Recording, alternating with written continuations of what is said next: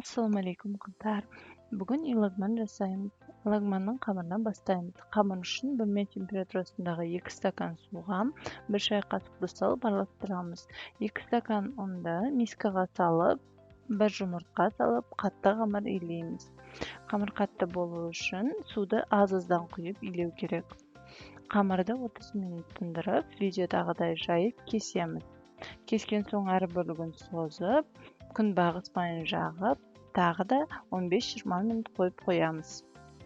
Қамыр жіңішке болу үшін 2 рет дәл осылай қайталаймыз.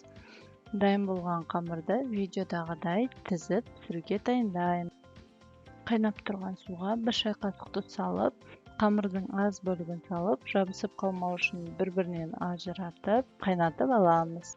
Піскен соң қамырды салқын сумен шаюға, немесе тек қана күнбағыс майымен майлауға болады.